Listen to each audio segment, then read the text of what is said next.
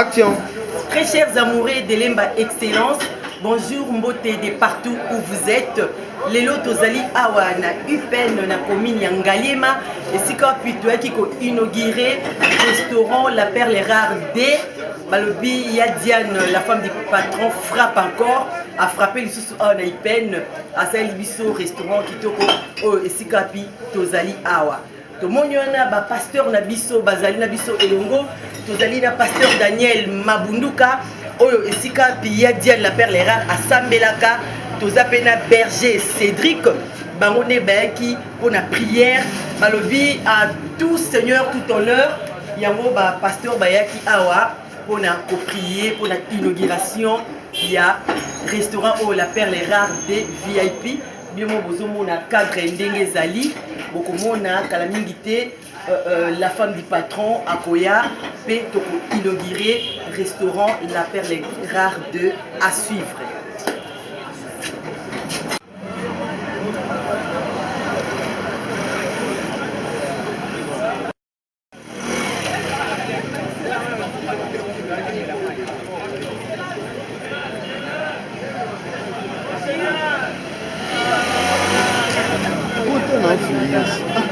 Matondo mingi kolo Yesu matondo mingi Yozali Zambanguya Yozali Zambe Yozali Zambanguya Yozali Zambe Twasakibila fumu Twasakibila fumu Yesu twasakibila Oh atamilele Atamilele Yesu ni Bwana Atamilele Yesu ni Bwana Atamilele Yesu ni Bwana Atamilele Yesu ni Bwana Atamilele Yesu ni Bwana Atamilele Yesu ni mais aujourd'hui, cette pensée s'est matérialisée. Car tout ce que nous faisons, et où t'en as ici. Et si Dieu amène la chose à l'accomplissement du vivant, de la personne qui avait une idée, nous devons lui rendre des actions de grâce, lui dire merci pour avoir permis que Efumama te semble dans ton Père éternel, Yahweh notre Dieu, Yahweh notre Père, vous pouvez multiplier le pain et les poissons pour que plusieurs personnes mangent. Engagne la pensée dans la tête de ta fille Diane. Et aujourd'hui, c'est devenu une réaction. Un grand merci.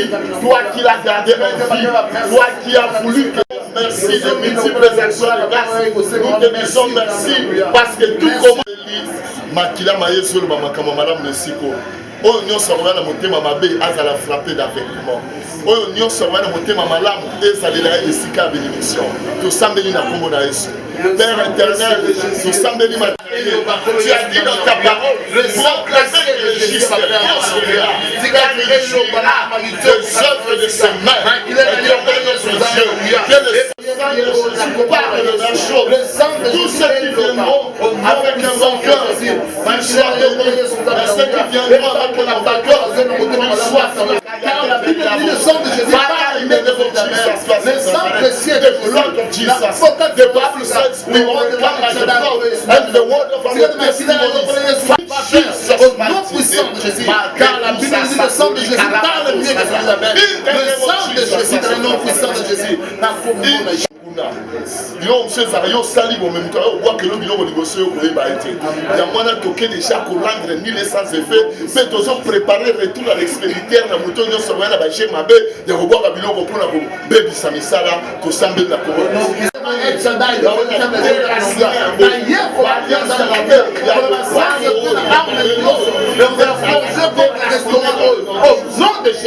le roi de sans effet tout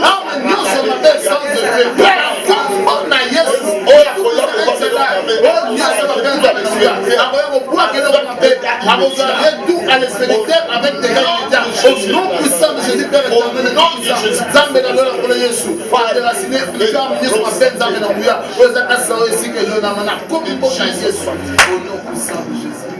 Père de gloire, napesi ordre na baange na yo oyo babendaka baclient soki moto akezwa kisi bademo mo bazala babendelaka clientèle mais moto ayepa nzambe il faut baange mpe basala misala na bango Yahweh, Yesu pas banda otambola na restaurant na nzoto. Koso ba ili 5 pena 2 poissons. Abitipi yango ekomi restaurant batu balé.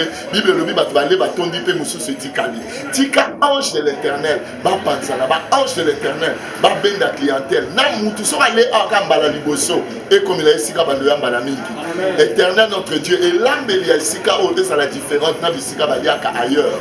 Éternel o kotia makolo na esika oyo. A sentir kumo na no ayokate. Kolo na zo sambela même si azema malade aller biloko azobima abika po te eloko nyonso eza possible ka so to sambeli yawe nazo senga na yo na kombo na Yesu Christ loboko na yango ya ezali kola ba travailleur nyonso bazo sala nkolo bazala correct ba travailleur nyonso bazo sala basala na motema mobimba pe vina bango ezala béni à cause ya musala bango bakosala parce que j'ai vu Jacob travailler pour Laban. Jacob a été très correct et tu l'as béni, il est devenu riche derrière Laban. Éternel, je bénis tous ces serviteurs qui vont travailler ici. Éternel, accorde-leur beaucoup de sagesse, d'intelligence. Et paie ça dans nos sagesse. Il y a un client malade. Il y a un gentil envers ma client. Même un client compliqué, mais va supporter bango. Parce que dans le monde, nous tenons sur un caractère de mon côté. Il y a une place publique.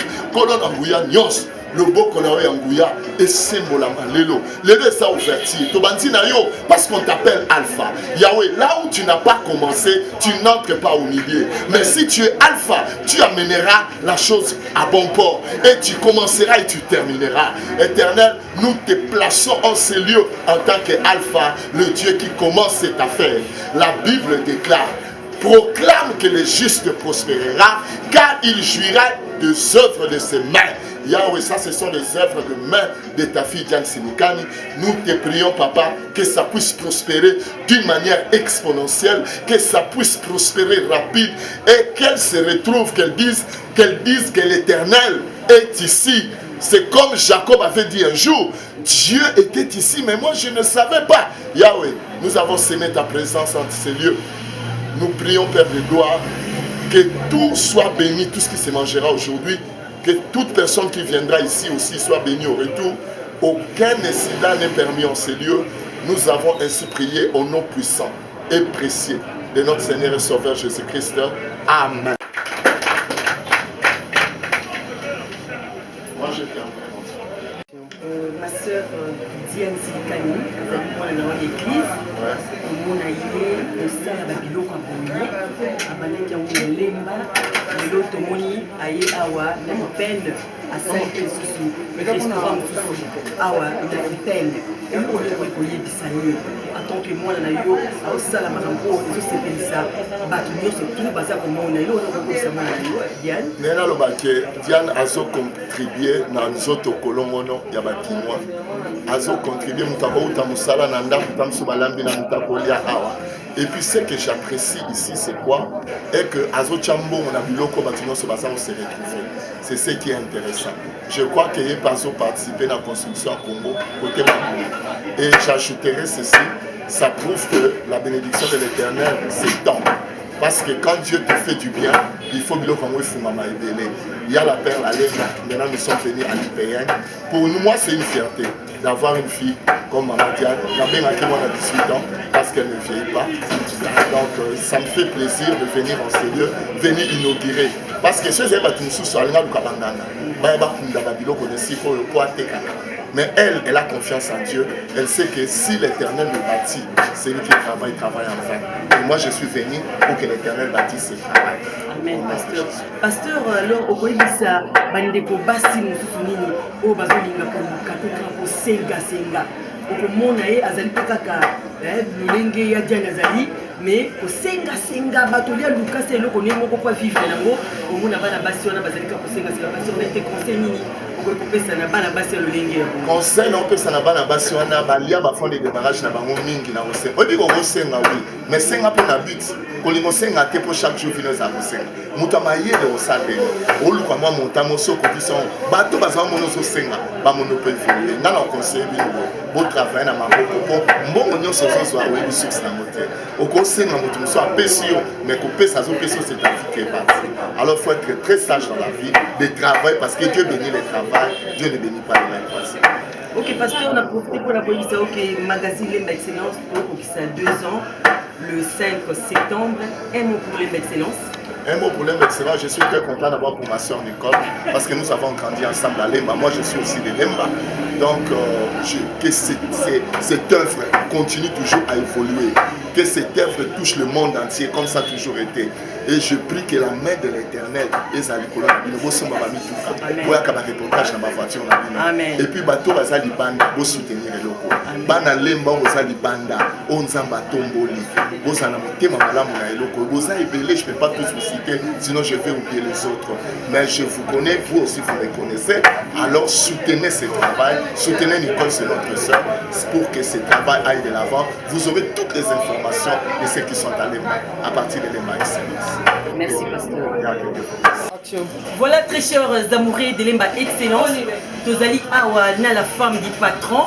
Il y a Diane Silikani qui a frappé les sous Awa na Upen a sali la perle rare de na commune Yangaliema a Tozali na Masikita numéro 56. Bonsoir Diane. Bonsoir.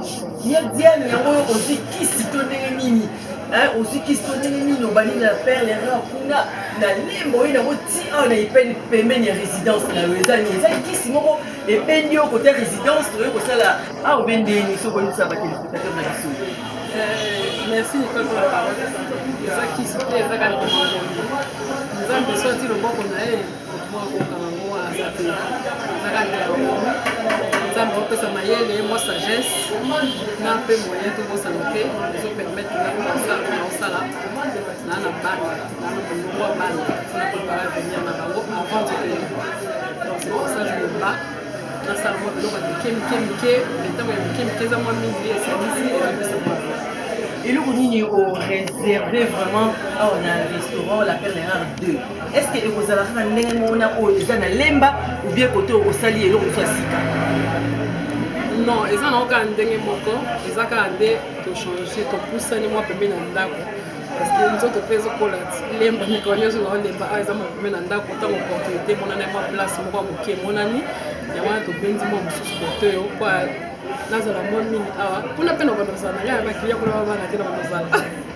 Ok, ici alors, est-ce que Bana Lemba P, Bakoto Kusana, Bayaka ou Bana Lemba, Batika la Kana Oyo, il y a Lemba Puna? Nous, on a encore le bâtiment, Batika la Puna, ils avouent que c'est pour ça qu'il y a un petit côté de moi, amour et sali, quoi. Lemba n'a eu peine, quand même, très amis. Mais ce monsieur là, il s'en rappelle bien. Et ça pour la RDC Momba. Pour la RDC, c'était pour la monde Mobimba. Pour une minute, on c'est pour la Suisse. Donc on a Templar. Il y a Londres. Abdul Père. Azala Nzela Zoya. La tille là chauffeur à cause de l'aéroport à Zoya. Donc c'est mon mini président Mbarapé. Azala déjà un Akin. Azoko Makalaté la Perle Rare 2. Ok, il y a un conseil ni au groupe ça na bateau tout ça na bango quand on ici à travers au poni va ça la conseil de conseil pour ça attaquer patron.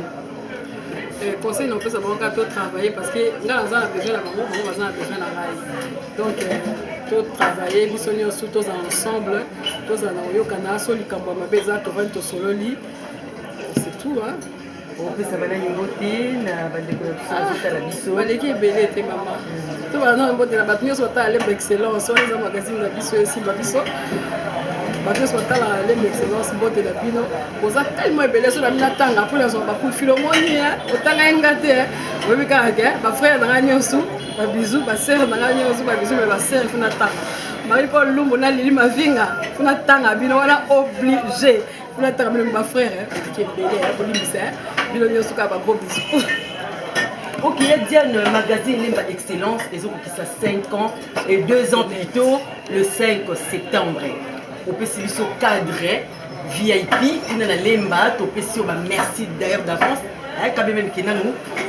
accéder à la quantité. Il y a des Okolobani pour la Lemba Excellence. Un mot, juste un mot pour Lemba Excellence, donc ça 2 ans, le 5 septembre.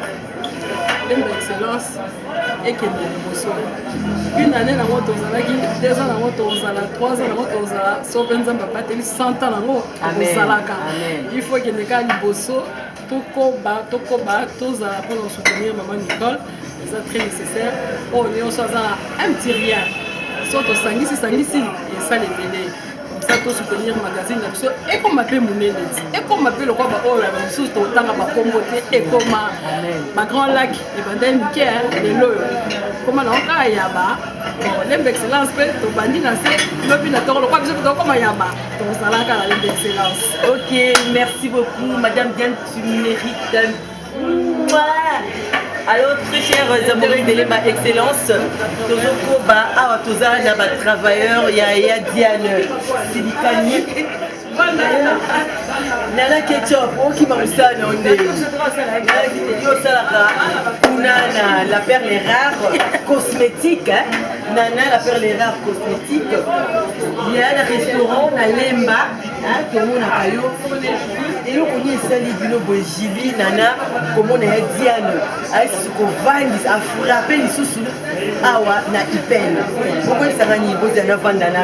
La vandana Gili, et c'est le déni comme on a Diane que ça sur le sous awa na Ipen. En tout cas pour Nana, et ça les a bien moko, Nanzima quitté. Qui est au commerce na Ipen. Le coup là hier soir ça et à moi tout comme les sous. La peste maman la merci.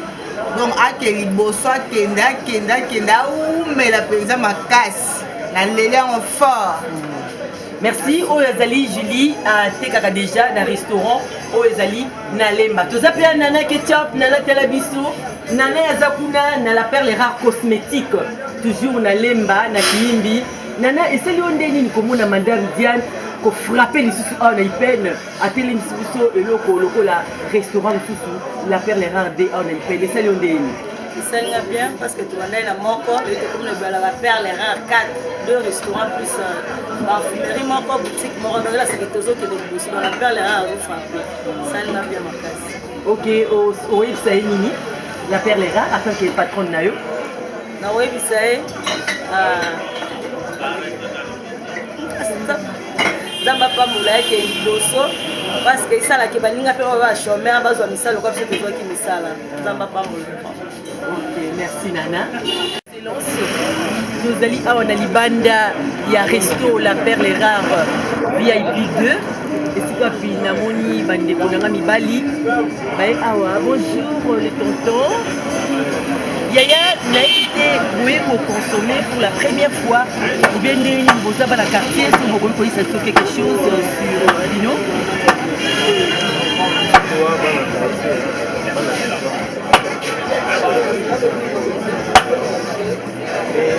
La première fois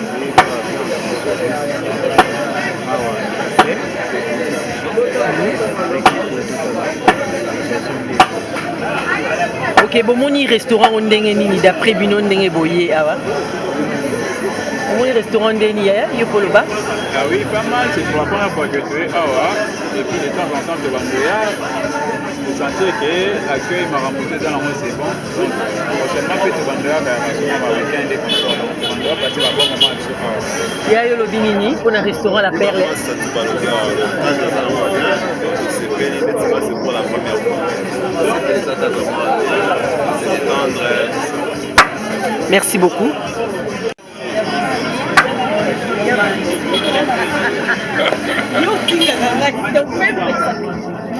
Soyez désolé, Bawana. Il y a Brigitte Ndala Yeyo. Aïe pour accompagner l'inauguration. Deuxième la perle rare ya restaurant. Essaye de salinga bitoko makasi mwana oyo ok musika kala te mwana donc esalinga kitoko makasi yango wana totikaka ete toye tosepele longo donc bafleur ba bonne chance. Ok Brigitte omoni cadre ndenge nini Très joli, surtout ma Cathy. Vraiment, c'est bon, principal. Bonjour, tonton. Oui, bonjour. Tonton, on a l'inauguration. Il y a la femme du patron, Diane Silikani. On a évité relation aux amis de Diane. Bon, en fait, Diane, c'est depuis longtemps, étant que moi, je l'aime, en dehors de moi, je l'aime, par relation d'intimité que j'allie, entre autres, je suis là, je suis là,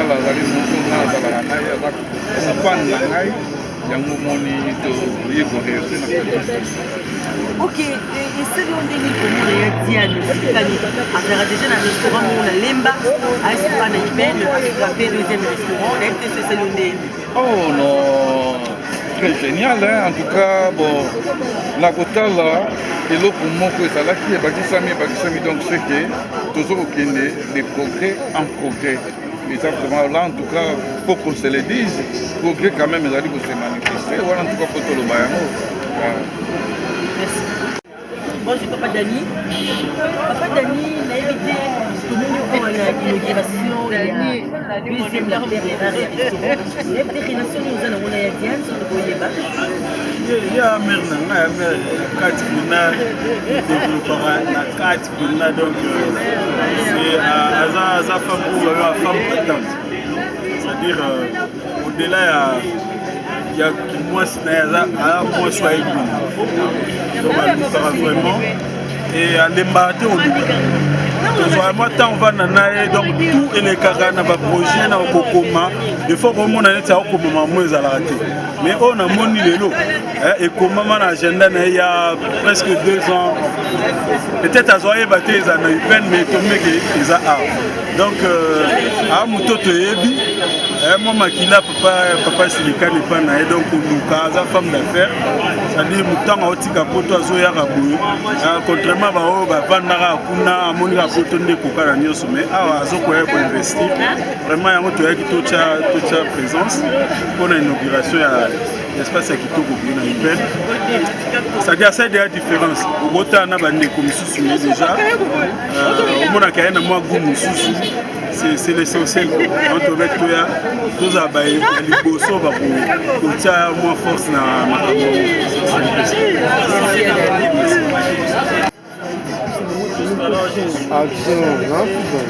donc j'ai fait l'inauguration, il y a Resto La Perle Rare D. Tu as évité relation aux Anangoyona et Diane. En tout cas, relation vraiment exagérée. Tout ça, ma cliente, mais tout le monde qui place ses propres. Tout le monde qui place ses propres. Tout le monde qui tombe na Rachel, puis ils allaient au Batama. Bon, tout le monde qui a ses propres, il y a un autre yaki, tu peux s'installer, tu vas. Ok, c'est ça. Les deux allaient inauguration nango. On peut dire ça, moi ce nini. Ils allaient deuxième restaurant et à Salamo, ils allaient Lemba, ils allaient à Nibale. Na évité ce qu'on peut dire ça y est nini na likambo à celle n'importe attends que maman mon boti. Bon, pour Nangai, nazo na rien dire. Donc, nakoyebisa ye kaka ke il faut bateau bakosala bazala na kei ya bien po restaurer tambola bien. Tout d'abord bateau bakosala bazala na kei ya bien, toilette ezala propre, place ezala propre, bandindi bazala te, soki eza propre chaque fois bato banda koya kovanda, c'est tout. Merci maman ko bakisa liloba moko bakisa eza te ka ndenge ya lobi olandaki mpona la propriété.